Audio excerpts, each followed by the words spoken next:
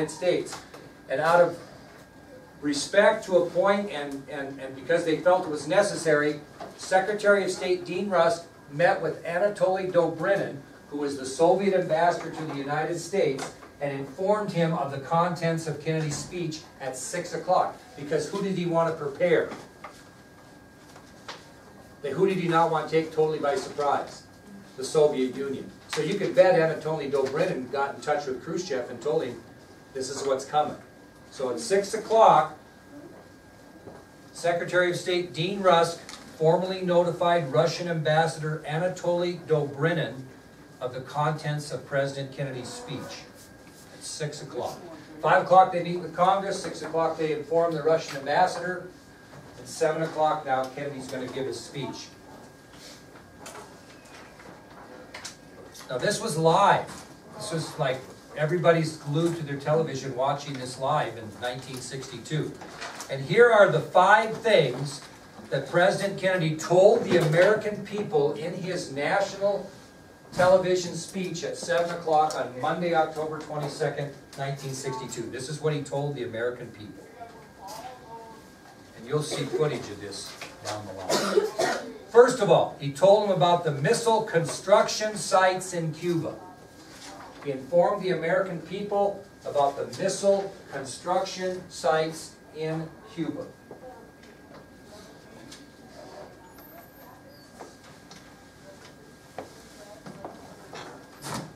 Second thing he told them was the fact that there are already Russian missiles in Cuba. He told them that there were already Russian missiles in Cuba.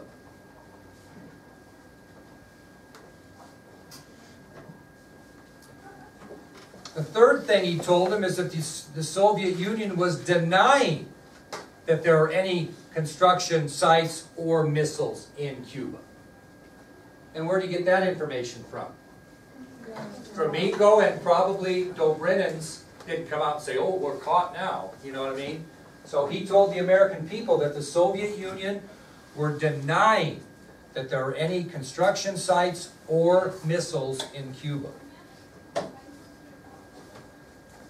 The fourth thing the president told the American people was his decision to enact the quarantine or blockade, however you want to look at it. He's going to call it what in his press conference? Quarantine. Okay? He's going to tell the American people of his decision to enact the quarantine of Cuba.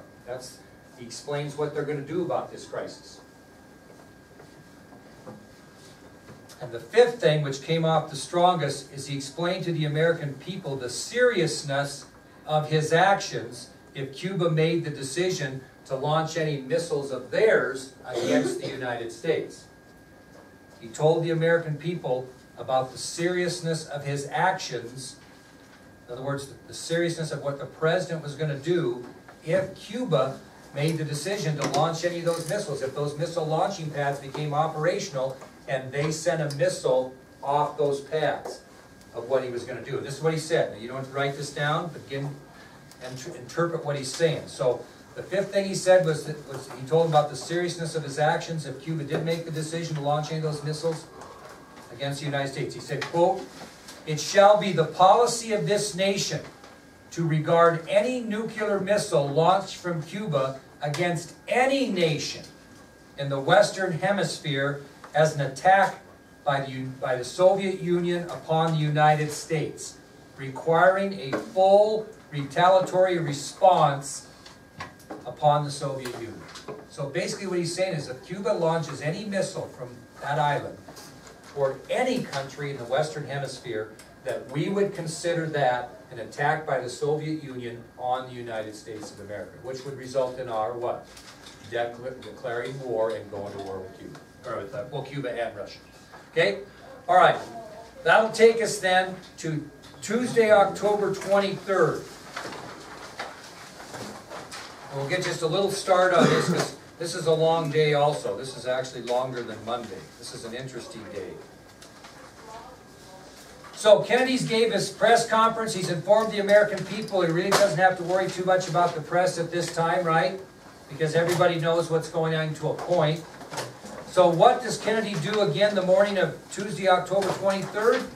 He meets again with ExComm.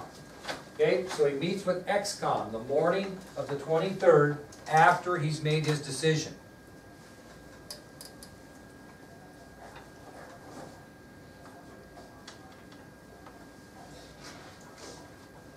Now, Kennedy stated that if any of those Soviet merchant ships crossed the line in the sand, they would be what? Attacked. But what he didn't know was what were the actual rules of engagement if that happened. What is the process? You can't just say we're going to attack you. There's got to be a process. And that process of attack is called rules of engagement. Every situation has a different rule of engagement. So when Kennedy expressed his concern about, I really don't know. I know we're going to attack, but I don't know what the procedures are. Bobby then stepped in and he asked Admiral George Anderson, this guy that was the head of the Navy that was on XCOM, Bobby asked General George Anderson to explain the rules of engagement if any of those Soviet ships did not cooperate with the quarantine line. President Kennedy wanted to know the rules of engagement. What are the procedures exactly going to happen if a ship will not stop? And I'm going to explain those rules of engagement, and then we're going to be done. President Kennedy was concerned because he didn't know what procedures we were going to use to attack. What are we actually going to do if they run that quarantine line? If they cross the line, they just will not stop. What are we going to do? Those are called rules of engagement. What are the procedures we're going to take if they do that? So Bobby Kennedy asked Admiral George Anderson, who's the head of the Navy, to explain to the committee and the President what will be the rules of engagement if the Soviet ships do not stop and turn around. And this is what he said in order. Okay? These are the rules of engagement. As the Soviet ships reached the line, in other words, before they got to the line, the Navy would attempt to make radio contact with them, and they would use sailors that were fluent in Russian. Okay? So the first rule of engagement, as the ship gets closer to the line, they're going to contact that ship by radio and use sailors fluent in Russian to give a message. So the first rule of engagement is the Navy would attempt to make radio contact. And how are they going to do that? They're going to use American sailors fluent in Russian. Second step of the rules of engagement is that once they made that radio contact, they would order the Soviet ships to reduce speed and stand by for inspection. Very good.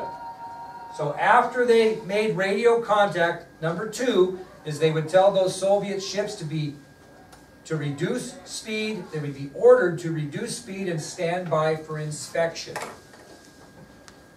The third step in the rules of engagement is a special Navy inspection team would board that Soviet ship and search it. Okay? The third step would be a specialized Navy inspection team would board that Soviet ship and search it.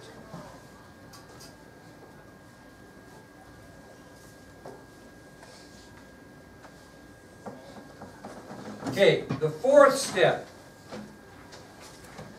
is if it carried offensive weapons, what would they do?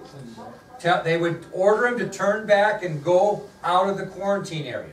If they didn't contain offensive weapons, what would they do? Let them go. So that was the fourth rule of engagement.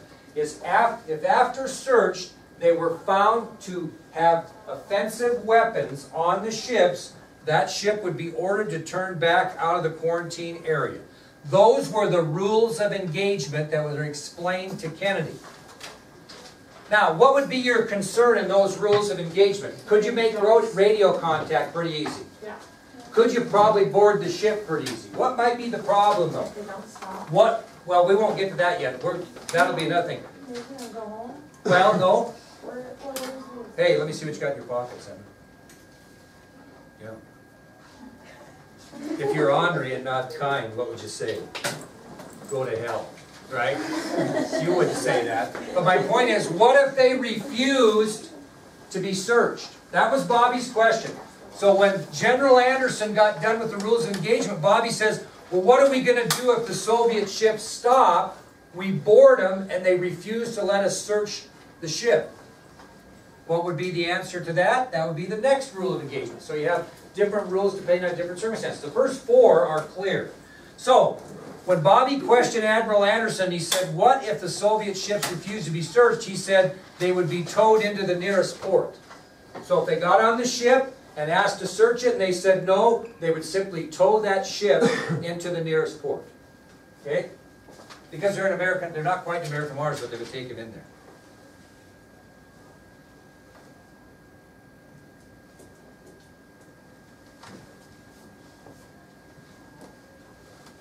Okay, Bobby, wanting to know the answers, continues his line of questioning with Admiral Anderson. He says, what if the Soviet ships refuse to be inspected, or, for that matter, run the blockade? What if they don't stop at all, is what he's saying.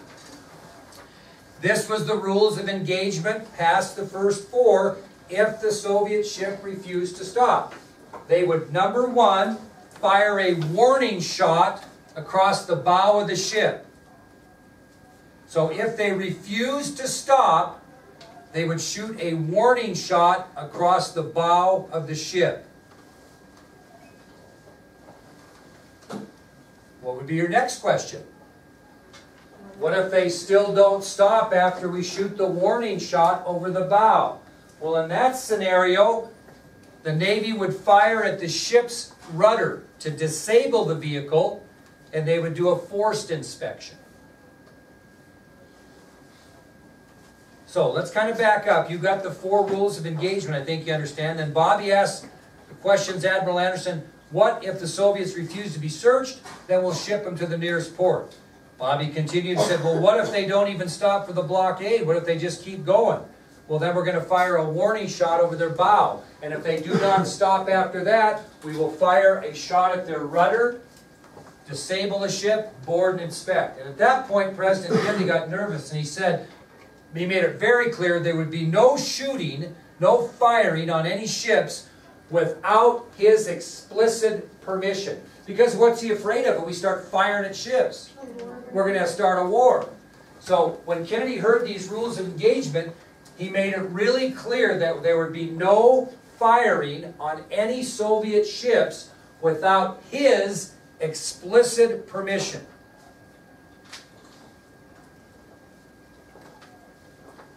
So they've got the rules of engagement. You've got the four things that happen at the quarantine line. You know what happens if they refuse to be inspected. You know what happens if they refuse to stop for the line. Although the only guy that's going to be ordering any firing at any rudders is going to be who? Kennedy, the president, only. So we'll end with this thought. I want you to think about what we're talking about. What would the military want next? We're in XCOM.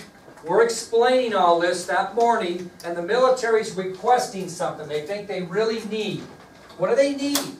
So that we have to continue because we're concerned about what's going on that island. And we got to make sure that those missile launching pads are not being operational. They need more low-level flights.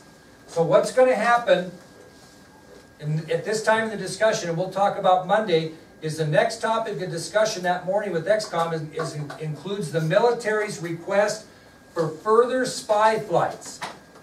Okay? They needed those low-level flights to get the best information on those missiles. Are there any more missiles there? And how are we doing on these missile construction sites? Are they becoming operational? So that's the decision Kennedy's going to have to decide if he's going to allow that or not. Okay? Now that's a pretty good story we'll tell you about on Monday. Okay, doing good.